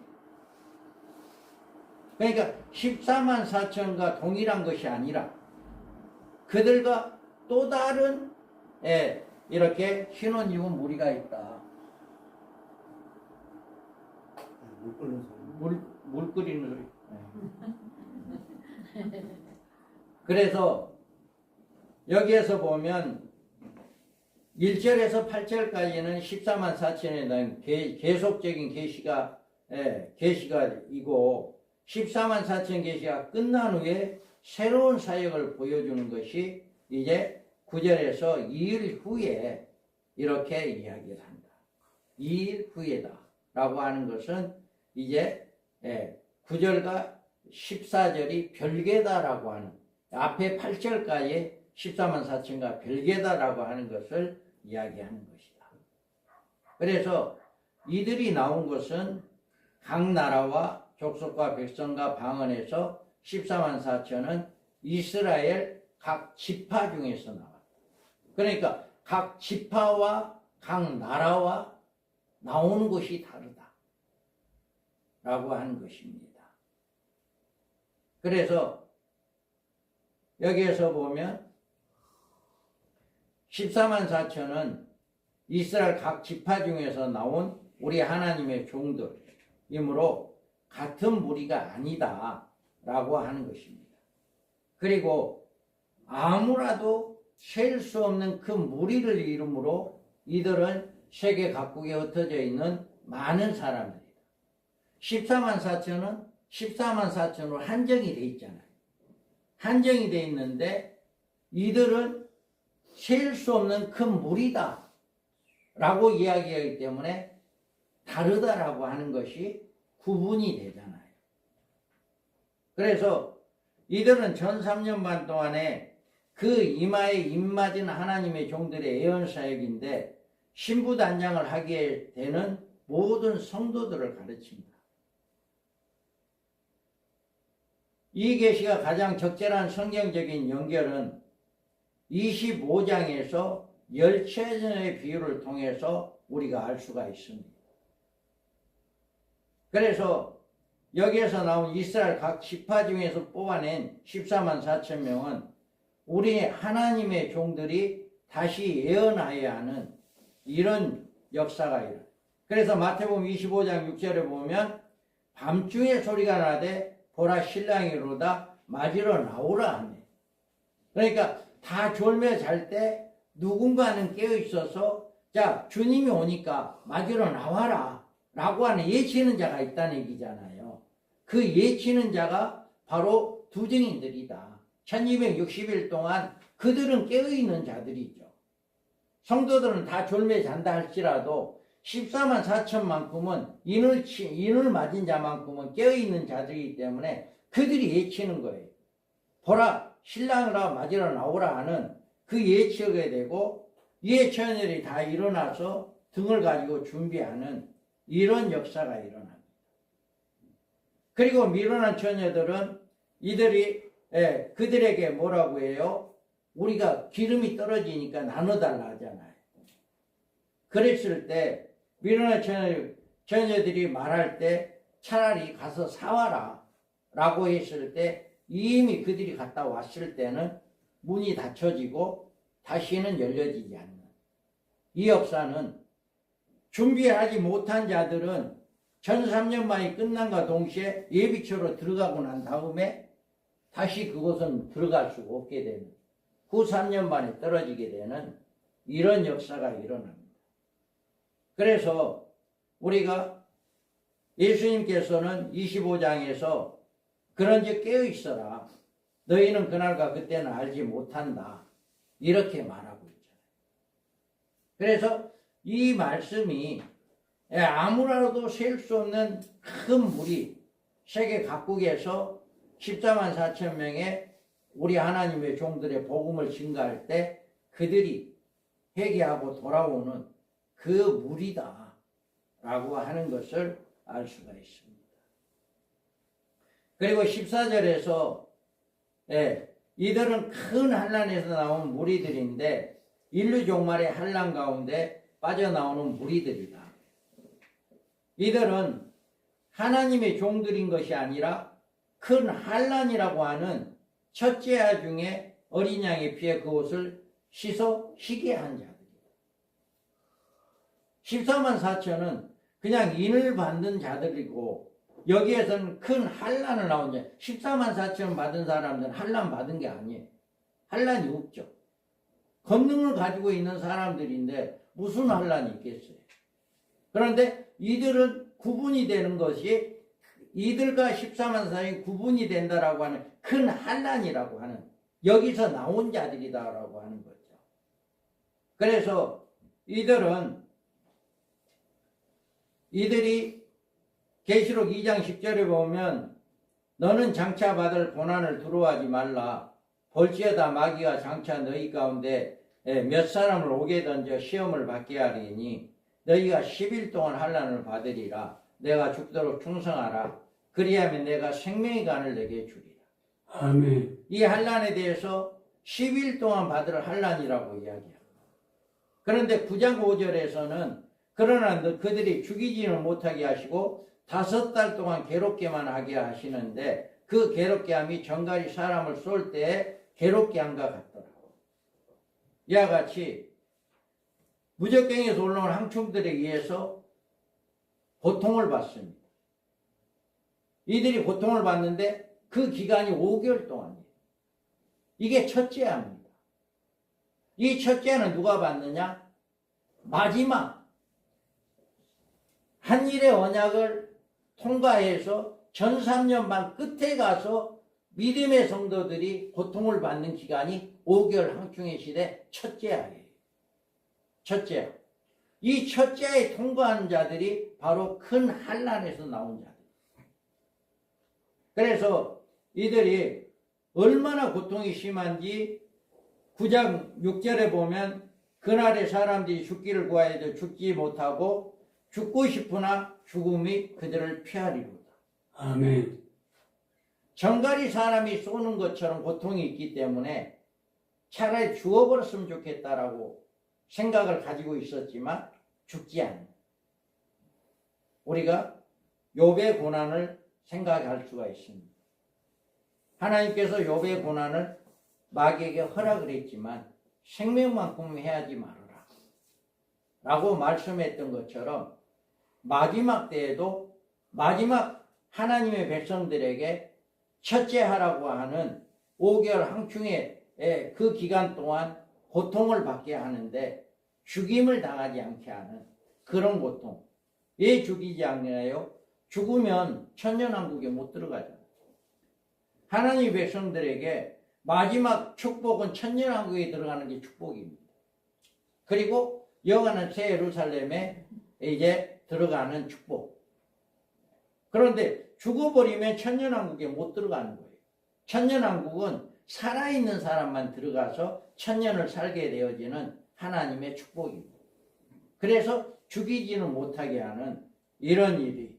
그래서 이 환난 가운데 나오는 게 바로 9장 12절에 첫째 하는 지나갔으나 보라 아직도 이후에 하 둘이 이르리로다. 이와 같이 성도들의 환난은 9장에서 첫째 하로 나옵니다. 이 첫째 하는 무적경에 올라온 악령들에서 이렇게 인간의 항충의 때를 가지고 그들을 괴롭게 할 것입니다. 그래서 여기에서 나온 9장 이후에 나오는 흰옷 입은 무리들은 이와 같이 첫째 하를 통과한 이 5개월의 항충의 하를 통과한 그 무리들이 예비체 하나님 예비한 곳에 들어가는 그 무리에 해당한다. 그 무리.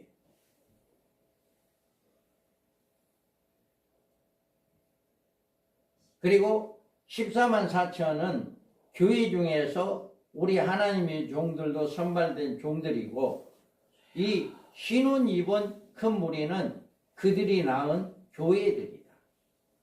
그들이 1260일 동안 복음을 증거함에 있어서 그들이 낳은 진짜 성도들, 알곡 중에 알곡이다. 이것이 바로 큰 환난에. 그래서 그들이 손에 종려가지를 들고 이제 보좌 앞과 어린 양 앞에 서서 이렇게 찬양하게 되어지는 이런 일을 합니다. 그들이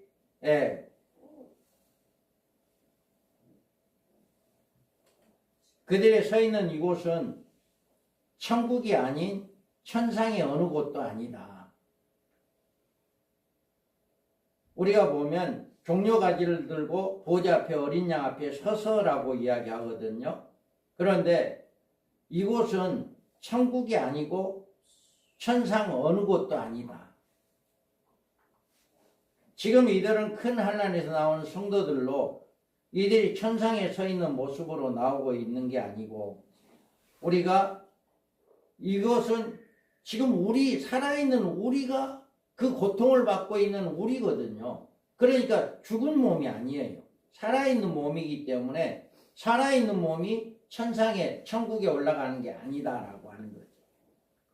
그리고 흰옷 입은 큰 무리들은 하나님의 보좌 앞에 경배드리는 그 장소가 지상의 어느 곳임을 알 수가 있다. 우리는 이 큰 환난에서 나오는 자들인데 그들은 지금 큰 환난이 나오고 있는데 여기서 큰 환난이란 7년 환난 중에 성도들이 겪는 첫째 하로 곧 5개월의 항충의 사건입니다. 그러므로 우리는 여기에서 하늘 보좌 아니다라고 하는 것이죠.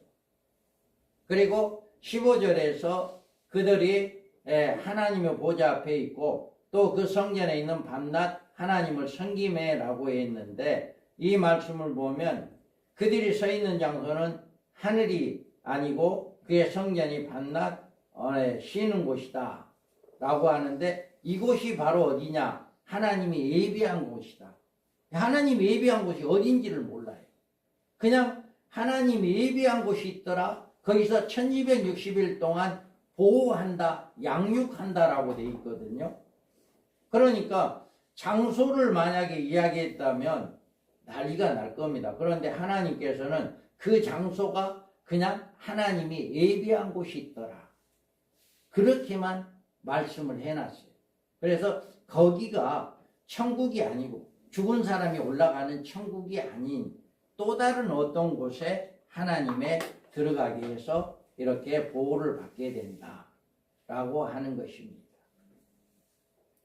이들의 정체는 큰 환난에서 나오는 자들로 어린 양의 피로 씻어시게 했다. 그래서 이들은 큰 환난에서 나온 자들이다. 이 환난은 이곳에서 큰 환난이라고 말하고 있는데, 이 환난은 계시록 2장 10절에 10일 동안의 환난이라고 했고, 9장 4절에서는 이마에 입맞지 아니한 사람들만 해함을 주는 환난이라고 이야기했고, 12장 13절에서 남자를 낳은 여자를 핍박하는지라, 이렇게 말을 하고 있습니다. 그래서 큰 환난이란 5개월 항충 환난, 성도들이 당하는 첫째 하다. 그래서 교회가 10일 동안 받는 환난을 이야기한다. 그리고 이마에 입맞지 아니한 사람들만 해함을 받는다라고 하는 이 첫째 하에 해당된다.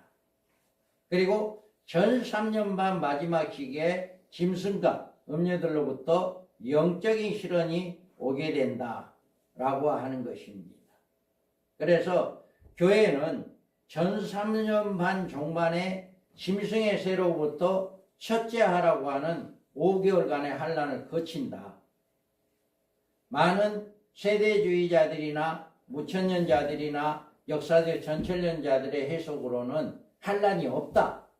예수님 오면 다 죽은 자들이 부활하고 살아있는 사람 변화돼서 공중에 주님을 맞이한다, 그렇게 해석을 대부분 하고 있습니다. 그런데 우리 개혁주의만큼은 그것이 아니라 주님이 재림하기 직전에 환난이 있다. 환난이 반드시 전 3년 반 끝에 가서 첫째 하라고 하는, 첫째 5개월 항충에 하라고 하는 이 환난은 믿는 성도들이 받아야 한다. 이거와 그냥 주님이 오면 환난 없이 그냥 다 공중에 올라가서 주님을 맞이한다, 이거와 신앙의 차이가 어떻게 다를까요? 성도들의 신앙의 차이가 달라집니다. 만약에 주님이 오면 우리는 환난 없이 다 그냥 공중에 올라간다라고 생각하고 그렇게 복음을 증거한다면 그 성도들은 환난에 전혀 생각지도 않고 그냥 안일한 신앙생활을 할 겁니다. 그러지만 우리는 반드시 이 환난을 당해야 한다, 5개월 항충의 시간을 반드시 당해야 한다라고 하는 것을 성도들이 가르친다면 인내하며 믿음을 지키는 신앙이 달라집니다. 신앙이 180도 달라집니다. 이것을 전해주고 이것을 듣고 있는 성도들의 신앙과 그냥 다 올라간다라고 하는 신앙은 차이가 많이 있어요. 그래서 우리는 이것을 바로 잘 가르쳐 줘야 한다라고 하는 것을 이야기하고 있습니다.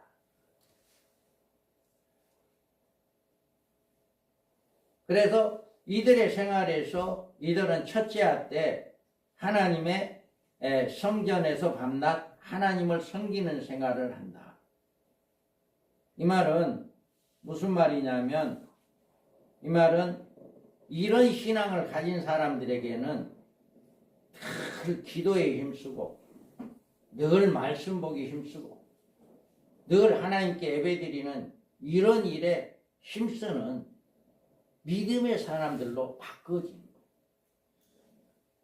이런 말씀을 통해서. 그래서 그러므로 그들이 하나님의 보좌 앞에 있고 또 그의 성전에도 밤낮 하나님을 섬기며 보좌에 앉으시니가 그들을 위해 장막을 치시리라. 이렇게 말씀을 하고 있습니다. 마지막 때에 이런 환란이 오면 두 가지로 바꿔집니다. 하나는 음료로 바꿔집니다. 그냥 환란 안 받고 그냥 고통 없이 음료로 섬기는 음료교회로 바꿔집니다. 그런데 초대교회는 끝까지 믿음을 지키고 힘들수록 교회에 나와서 엎드리는 기도하는 그런 성도들로 그런 교회로 바꿔진다라고 하는 것입니다. 그래서 그들에게는 이렇게 장막을 쳐준다라고 이야기합니다. 이곳에서 장막은 아까도 이야기했습니다마는 이거는 천국이 아닌 또 천상의 어떤 장소도 아닌 살아있는 성도들은 천국에 들어갈 수 없기 때문에 이렇게 말씀을 하고 있습니다. 그리고 이곳은 예배했던 슬기로운 처녀들이 들어간 혼인잔치의 자리이다. 10일 동안의 시험기간을 이긴 성도들이다. 온 세상에 임하는 땅에 거하는 자들이 그 시험의 때에 시험을 명쾌하기 위해서 이렇게 있는 곳이다. 너는 장차 받을 고난을 두려워하지 말라. 볼지어다 마귀가 장차 너희 가운데 몇 사람을 오게 던져 시험을 받게 하리니 너희가 10일 동안 환난을 받으리라. 내가 죽도록 충성하라. 그리하면 내가 생명의 간을 내게 주리라. 아멘. 이와 같이 대환난이 따로 있어요.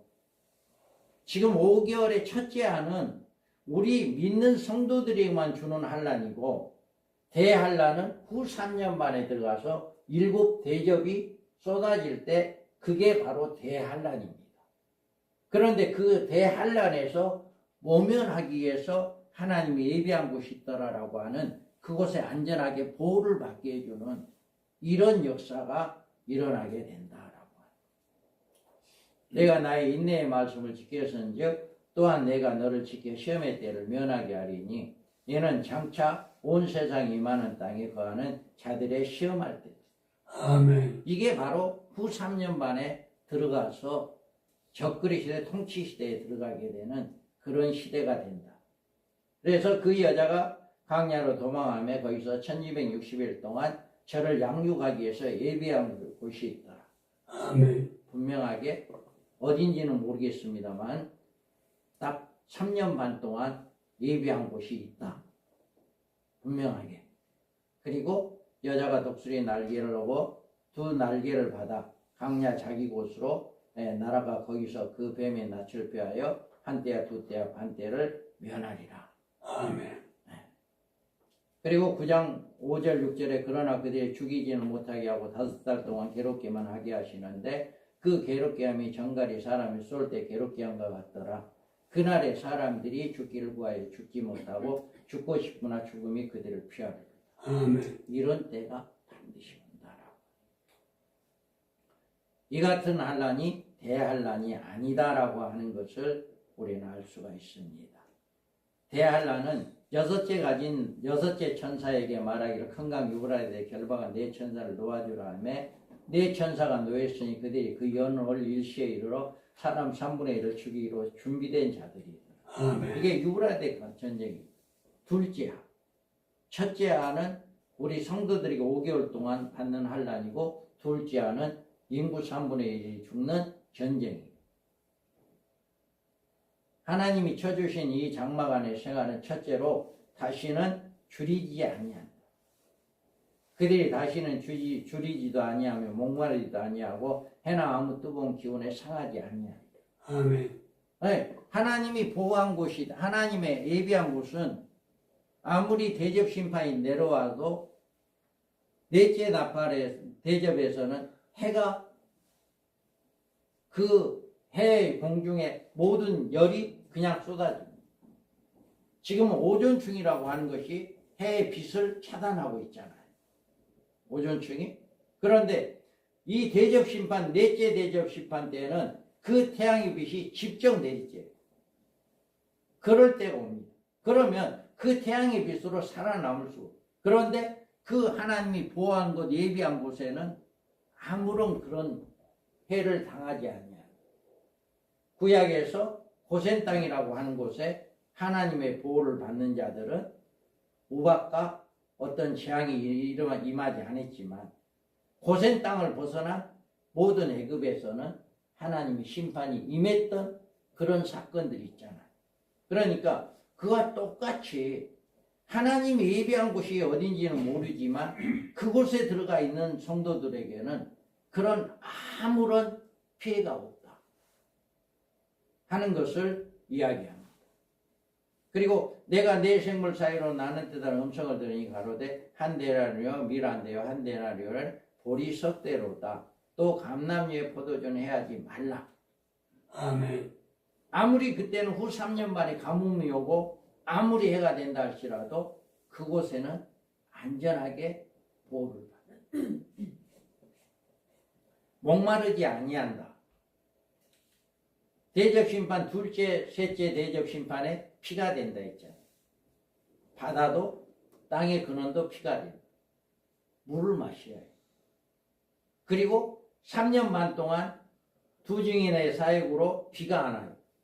그러면 후 3년 만에 살아가는 사람들은 고통을 받을 수밖에 없죠. 그런데 그곳에서는 목마르지 않아요.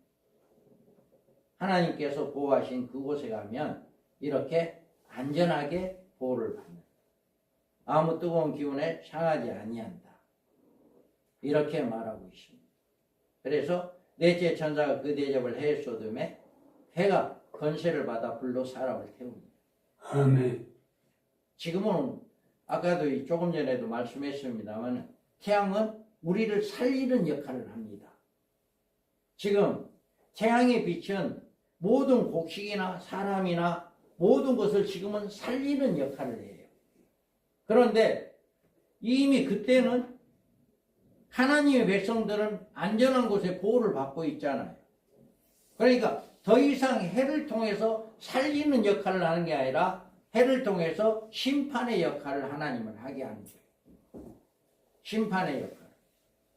그래서 그때는 이제는 해가 우리를 살리는 것에서 심판의 역사로 이렇게 일어나게 된다. 이는 보좌 가운데 계신 어린 양이 그들의 목자가 되어서 생명수의 샘으로 인도하시고 하나님께서 그들의 눈에 모든 눈물을 씻어 주실 것입니다. 아멘. 자, 초대교회가 어떻게 형성되어지느냐? 그러면 그렇게 예비처에 들어가서 안전하게 보호받을 그런 교회가 어떻게 형성되어지느냐? 교회가 두 증인의 예언 사역을 중심으로 두 종류의 형태로 갈라지게 됩니다. 음녀교회, 헤이븐 여자교회로 갈라집니다. 그래서 음녀교회, 계시록 17장 3절에 곧 성령을 나는 나를 데리고 광야로 가니라 내가 보니 여자가 붉은 빛 짐승에 탔는데 그 짐승의 몸에는 하나님의 모두가 아는 이름들이 가득하고 7 교회와 10뿔이 있다. 아멘. 이게 음녀교회입니다. 그리고 해 입은 여자는 12장에 하늘에 큰 이적이 보이니 해를 입은 한 여자가 있는데 그 발 아래는 달이 있고 그 머리에 12관을 썼더라. 아멘. 이와 같이 우리는 이와 같이 관을 쓴 해 입은 여자가 있다. 그 다음에 슬기 있는 처녀들인 참 성도들은 두 증인의 예언 사역으로 회개하고 등과 기름을 준비하는 생활에 들어간다. 마지막에 지금은 몰라요. 지금은 다 똑같은 것 같아요. 그런데 한 일의 언약이 이루어졌을 때 이게 확연하게 구분이 되고 지금도 이제 이 음녀교회와 초대교회가 이제 서서히 갈라집니다. 서서히. 그래서 이렇게 성도들이 이제 바꿔지는 참 진리를 듣는 성도들과 쑥물을 먹는 성도들이 8장에 가서는 쑥물이 나옵니다. 8장에 가서. 그래서 이 7장에서는 성도들, 두 증인들, 성도들 예비처를 이야기했고 8장에서는 그들을 성도들을 괴롭게 하는 이제 악의 세력들이 어떻게 활동할 것이다 라고 하는 것을 8장에서 이야기해 주는 거예요. 그리고 이들은 5개월간의 두 증인의 구심점으로 보좌 앞에 기도와 찬양과 밤낮 하나님을 섬기는 신앙생활을 하게 됩니다. 마지막 때 정말 이 두 증인이 활동할 때는요, 교회에서 엎드려서 기도하는 이런 성도들, 이런 무리들로 이제 차여져요. 그때가 된다면 우리 민 목사님이 그런 말씀을 했어요. 지금은 이 종말 사역자들이 성도들이 안 모여. 왜 그러냐면 딱딱하니까 성도들이 왔다가 가요. 그런데 나중에는 두 증인이 활동이 된다면 그 음료 교회들에서 두 증인이 활동하는 교회로 몰려들게 된다. 몰려들게 된다. 그러니까 그때를 소망을 가지고 끝까지 이 사역을 감당해야 한다. 그런 이야기를 우리 민 목사님이 하셨어요. 왜 제가 이제 그 말을 늘 마음에 새기고 있습니다. 왜 그러냐면 그때가 되면 음녀교회에서 지금은 모르는데 음녀교회에서 두 증인들이 외치는 소리를 듣고 가야 거기서 나와서 어디가 올 거예요? 두 증인들이 활동한 교회로 올 수밖에 없는 거예요. 이런 일이 일어나게 된다. 그래서 이들이 헤이븐 여자 초대 교회를 이룬다. 그들이 두 증인의 사명자들의 외침을 듣고 그들이 모여서 나온 것이 바로 헤이븐 초대 교회다. 이렇게 이야기를 하고 있습니다. 그래서 우리가 7장에서는 14만 4천은 유대인들도 아니고 구원받은 총수회도 아니다. 마지막 때 쓰임받을 하나님의 종들이다. 그리고 이 흰옷 입은 무리들은 그들에 의해서 복음을 듣고 회개한 첫째 하를 통과한 성도들이다. 그리고 여기에서 장막이 쳐 있는 그곳에서는 하늘에 있는 천국이 아닌 하늘의 천상 어딘가도 아닌 하나님이 예비한 곳이 있더라고 하는 1260일 동안만 보호를 받게 되어지는 그곳에서 하나님의 안전한 보호를 받아서 어떠한 해나 어떠한 뜨거운 태양이나 목마름이나 고통이나 이런 것이 없도록 안전하게 보호하는 곳이다 라고 하는 것을 우리 성도들에게 가장 소망을 주는 장이 7장이에요. 그런데 이것을 잘못을 해석하다 보니까 이것이 소망장이 아니게 되는 이런 경우가 되게 됩니다. 그래서 7장에서는 이 세 부류에 대해서 말씀을 하고 있다. 그래서 아까 조금 전에 말씀했습니다. 이제 8장은 시간이 제가 8장까지 하려고 준비를 했는데 다음 달에 12월 10일 날 이제 8장부터 다시 들어가겠습니다. 그래서 8장을 보시게 되면 이제